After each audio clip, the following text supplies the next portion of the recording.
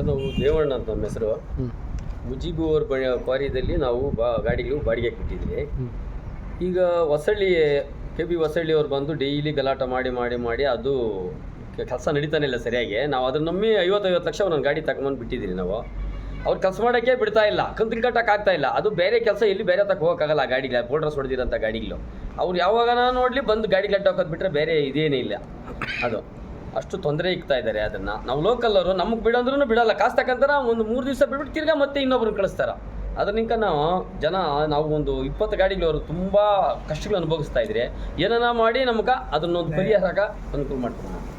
ಸುಮಾರು ಎಷ್ಟು ಜನ ಕೆಲಸ ಮಾಡ್ತಾರೆ ಅದರಲ್ಲಿ? ಸುಮಾರು ಎಲ್ಲ ಒಂದು 50 ಜನ ಕೆಲಸ ಮಾಡ್ತಾ ಇದ್ರಿ. ಈಗ 50ನಿಂದ 100 ಜನ ಗಂಟ ಎಲ್ಲ ಕೆಲಸ ಮಾಡ್ತಾರೆ. ಎಲ್ಲನೂ ಕೂಲಿ ಕೆಲಸ ಮಾಡೋರು ಎಲ್ಲನೂ. ನಾವು ಅದರಲ್ಲಿ ಕೂಲಿ ಆಳಿರೋ ಲಾರಿಗಳು ಓನರಲ್ಲ, ನಾವು ಕೂಲಿ ಥರನೇ ಅದರಲ್ಲಿ ಮಾಡಿ ಜೀವನ ಮಾಡ್ತಾ ಇದ್ರಿ. ಅದು ನಿಂತೋಗ್ಬಿಟ್ರೆ ಬೀದಿಗೆ ಹೋಗ್ಬೇಕಾಗ್ತದೆ, ತುಂಬ ಕಷ್ಟ ಆಗಿಬಿಡ್ತದೆ. ಒಂದೊಂದು ಗಾಡಿಗೆ 90,000 1 ಲಕ್ಷ ಕಂತುಗಳೇ ಬೇಕು. ಅದನ್ನು ನಮ್ಗೆ ನಾವು ಇರೋದು. ಅವ್ರೇನೋ ಓನರ್ಗೇನೋ ನಿಲ್ಸಿಬಿಟ್ಟು ಹೋಗ್ಬಿಟ್ರೆ ನಾವು ಜಾಸ್ತಿ ಅನಾನುಕೂಲ ಆಗಿಬಿಡ್ತದೆ. ತುಂಬ ಅನುಭವಿಸ್ಬೇಕು, ಕಷ್ಟ ಅನುಭವಿಸ್ಬೇಕಾಗ್ತದೆ. ನಮ್ಗೆ ಏನೋ ಮಾಡಿ ಸರ್ಕಾರ ಯಾರು ಏನು ಮಾಡ್ತಾರೆ ಏನು ಮಾಡಿ ನಮ್ಗೆ ಅನುಕೂಲ ಮಾಡಿ ಅದನ್ನು ಇವ್ರದ್ದು ಹೊಸಳ್ಳಿ ಅವ್ರು ಜಾಸ್ತಿ ತುಂಬ ತೊಂದರೆ ಆಗಿರೋದಕ್ಕೆ ನಮ್ಗೆ ಈಗ ಅನುಕೂಲ ಮಾಡ್ತೀವಿ. ಈ ಥರ ಕಾಸು ತಕ್ಕಂತಾರೆ 3 ದಿವಸ ಬಿಟ್ಟು ತಿರ್ಗಾ ಬರ್ತಾರೆ. ಮತ್ತೇನೆ ಬಂದು ತಿರ್ಗಿ ಇನ್ನೊಬ್ರು ಕಳಿಸಿ ನಿಲ್ದಾಕ್ತಾರೆ. ಅವರು ಕೆಲಸ ಮಾಡೋಕ್ಕೇನೆ ಬಿಡಲ್ಲ. ನ್ಯಾಯವಾಗಿ ಗಾಡಿಗೆ ಬಂದು ಅಡ್ಡಾಕ್ತಾರೆ, ಏನೇನೋ ಮಾಡ್ತಾರೆ, ಆಗ್ತಾ ಇಲ್ಲ. ಅವ್ರ ಬೇಡಿಕೆ ಅವ್ರ ಬೇಡಿಕೆನೋ ದುಡ್ಡಿದೆ, ಕಾಸು. ಅವ್ನು ಬರ್ತಾನೆ ನಿಲ್ಸ್ತಾನ, ಒಂದು ವಾರ ನಿಲ್ಸ್ತಾನ, ಇನ್ನೊಬ್ಬನ ತಗೊಂಡು 3 ದಿವಸ ಬಿಡ್ತೀವಿ, ಇನ್ನೊಬ್ಬನ ಬರ್ತಾನ. ಈ ಥರ. ನವೀನ್ ಕುಮಾರ್ ಅಂತ ನಮ್ಮ ಹೆಸರು. ನಾವು ಅದೇ ಬಂಡೆನಲ್ಲಿ ಕೆಲಸ ಮಾಡೋದು.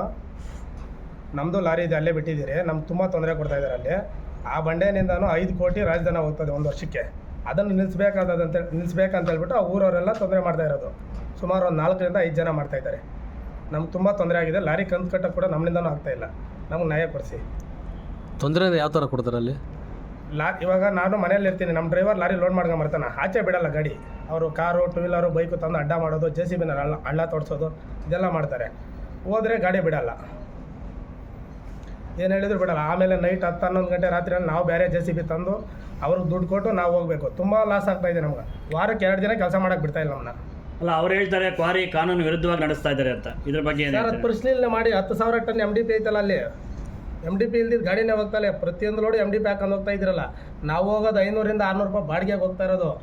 ಒಂದು ತಿಂಗಳು ಬಂದರೆ ನಾನು 1,80,000 ಕಂತು ಕಟ್ಟಬೇಕು. ಎಷ್ಟು ಸಂಪಾದನೆ ಮಾಡ್ಬೇಕು? ನಾನು ಆಗ್ತಾಯಿಲ್ಲ. ನಮಗೆ ನ್ಯಾಯ ಕೊಡಿಸಿ. ನಮ್ಮ ಹೆಸರು ಹರೀಶ್ ಅಂತ ಹೇಳ್ಬಿಟ್ಟು ಸರ್. ನಾವು ತುಂಬ ಬಡವರು, ಅಲ್ಲಿ ಇಲ್ಲಿ ಸಾಲ ಮಾಡಿ ಗಾಡಿ ತಗೊಂಡು ಬಂದು ಹಾಕಿದ್ದೀವಿ. ನೋಡಿದ್ರೆ ಈ ಥರ ಕೆಲಸ ಕೊಡ್ತಾ ಇದ್ದಾರೆ. ನಮ್ಮ ಜೀವನನೇ ಆಗ್ತಾಯಿಲ್ಲ. ಏನಾದರೂ ಮಾಡಿ ನಿಲ್ಸೋಕೆ ಬರ್ತಾ ಇರ್ತಾರೆ. ಇವಾಗ ನಾನೇನು ಹೇಳೋದಂದರೆ, ನಾವೊಂದು 10 ಜನ ಗಾಡಿ ಹಾಕಿದ್ದೀವಿ. ನಮ್ಮ ಫ್ಯಾಮ್ಲಿ 10 ಜನ ಫ್ಯಾಮ್ಲಿ ಎಷ್ಟು ಜನ ಬದುಕ್ತಾರೆ ಅದನ್ನು ಅರ್ಥ ಮಾಡ್ಕೊಳ್ಬೇಕು ಸರ್ ಅವರು. ಅದರಿಂದ ದಯವಿಟ್ಟು ನಮಗೆ ನ್ಯಾಯ ಕೊಡಿಸ್ಬೇಕು. ಪ್ರತಿದಿನ ತೊಂದರೆ ಕೊಡ್ತಾರೆ ಹೆಂಗೆ ಸರ್? ಒಂದು 3 ದಿನ ಬಿಡ್ತಾರೆ, 4ನೇ ದಿನ ಮತ್ತೆ ಬರ್ತಾರೆ. ಯಾವಾಗ ದುಡ್ಡು ಕೊಟ್ಟಿಲ್ಲ ಅವಾಗ ಬರ್ತಾರೆ. ಸ್ಪೆಸಿಫಿಕ್ ಆಗಿ ಗ್ರಾಮಸ್ಥರು ಎಲ್ಲರೂ ಇಲ್ಲ ಸರ್, 5 ಜನ 4 ಜನ ಅಷ್ಟೇ. ಗ್ರಾಮಸ್ಥರು ಯಾರು ಬರೋದಿಲ್ಲ. ಗ್ರಾಮಸ್ಥರು ಯಾರೂ ಬರಲ್ಲ. ಆ ಊರಲ್ಲಿ ಒಂದು 4 ರಿಂದ 5 ಜನ ಬರ್ತಾರೆ ಅಷ್ಟೇ ಸರ್.